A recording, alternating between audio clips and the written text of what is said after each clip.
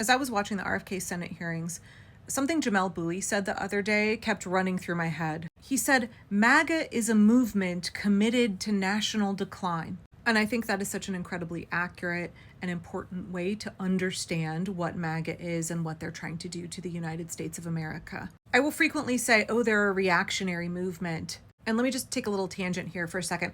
One of the conversations I was having, or a little back and forth I was having with somebody in my YouTube comments earlier, was about how we lack a shared definition for so many terms. And I said I was going to do a better job of defining terms when I use them in videos. Whether we're talking about famine or dark money, anti-capitalism, populism, whatever the term is, what I have realized over the last several months is how we really lack shared understanding, shared vocabulary, not just between left and right, but within factions of the left, between centrists and folks on the left. And I think that a lot of our argumentation, a lot of our confusion can center around the fact that we are seeing one term and in our brains, we are understanding a different definition. We have disparate definitions. Reactionary doesn't mean reactive. It doesn't mean that you have a strong response to something. Reactionary doesn't mean emotional. When you describe somebody as reactionary, you are saying that they hold a traditionalist, conservative political ideology. They are opposed to social, political, and economic change. And in the face of social, political, and economic change,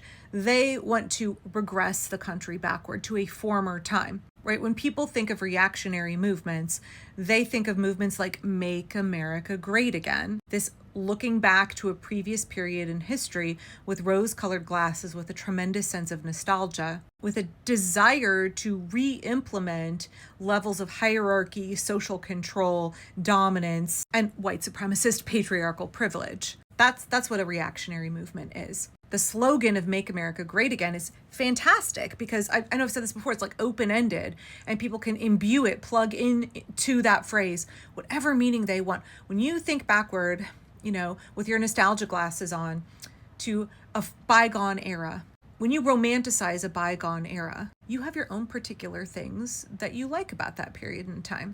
And whether or not those things are accurate, whether or not those things are anachronistic, the phrase Make America Great Again means you can plug in whatever comfy feelings you have. The times we're living in now are frustrating. They are difficult. Every single American is struggling under late-stage capitalism, the increased power exploitation of the oligarchy since 2010, and the escalated pace of the unsustainability of American life since the COVID pandemic in 2020. I mean, the pandemic is ongoing, but since it started in 2020, means that people are yearning for a time that they view as easier, more romantic, where there was a slower pace of life, where things were not so hard, where we didn't struggle so much. Because, y'all, Americans are struggling. We like to call ourselves the land of the free and the home of the brave, the greatest nation on earth. But working class Americans have had a reduced quality of life, less prosperity. We work harder, longer hours for less pay. Our stress level is so high.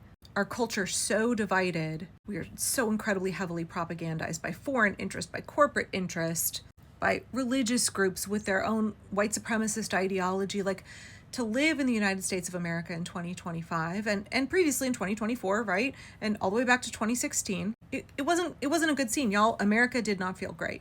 So it's understandable that a reactionary movement would come to power, one that says, let's look backward. Because things suck right now. Don't think about how we could reform the situation. Don't think about how we could implement policy changes that would benefit us going forward. No. Let's take us backward. And so I frequently use that phrase, the MAGA movement is reactionary.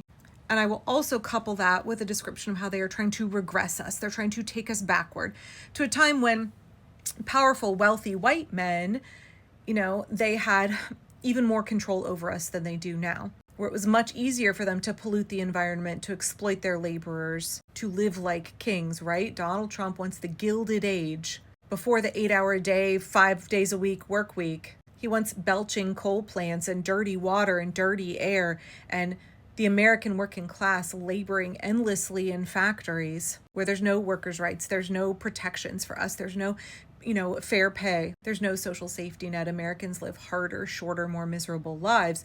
except for those couple of super rich guys up here that live like kings in extreme opulent wealth. That's what Donald Trump wants, but he's weaponized this phrase. He's harnessed this phrase very effectively. Make America great again. So you can put your own version of greatness into it that's definitely not going to align with his. He doesn't want to make America great for you. He wants to make it great for him and his super rich buddies. And so when I say that he's trying to regress America, I'm trying to illustrate the fact that they're trying to take public health back decades. Look at what RFK Jr. is doing. He is eroding public health. He's making cancer great again. He's making communicable disease great again. He's taking us backward. He's making us sicker. He's making us less secure as a nation, more vulnerable to diseases that we thought we eradicated a long time ago. He's making us sicker, and he's shortening our lifespan. Likewise, Trump is regressing us in terms of our power on the international stage. As a trading partner, as an influential nation, he's isolating us from our allies. He's gutted USAID so that we no longer have that same kind of influence. We're not buying information and loyalty around the world the way that we were. Instead, China and other countries are filling that gap. We are shrinking in terms of our influence and our power on a global stage. Reactionary movements tend to be isolationist, and Trump absolutely is an isolationist. We're now seeing the value of the American dollar declining, our debt ballooning. We're seeing the economy is shrinking. The jobs numbers are terrible. There are now more people in the United States looking for jobs than there are openings. And so when Jamel used this phrase that MAGA is a movement about national decline, it really, really struck me, because I think about countries like Russia. I think about countries like North Korea. Let's take Russia, first of all. It's a failing state. Putin has driven Russia into the ground. They are running out of money. Their military is really struggling. They've had huge casualties in their war of aggression with Ukraine. Their economy is just like in the toilet, y'all. They have no economic power.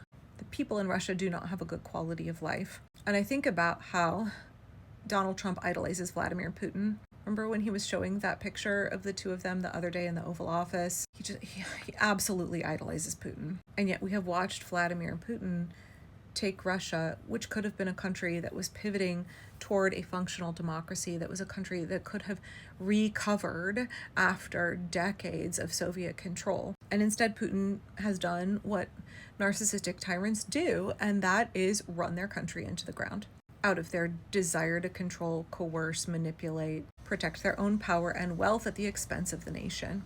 And I wish there was a way to better communicate to all of the folks who still believe that Trump is going to make America great again. I know a lot of them are starting to doubt. A lot of them are really, really doubting because they're feeling the hurt in their own personal lives now. If you look at the polling in particular, the closing of rural clinics and hospitals, the cuts to Medicaid, those are big ones for conservative voters, where they're having some buyer's remorse and they're like, maybe this is not going so great. How do we better and more effectively communicate to people who don't really understand that Trump, MAGA, this regime are all about national decline? Because I think it can be something that's difficult for most of us to understand. Like, why would you want to actively destroy your country? Why would you want to actively make things worse, make your nation weaker, especially when you stand up there and talk about how you're going to make America so bigly and strong and the most powerful nation in the world? And we could argue about how a lot of what Trump is doing is retribution for the fact that he was convicted of 34 felonies, for the fact that he didn't get reelected in 2020.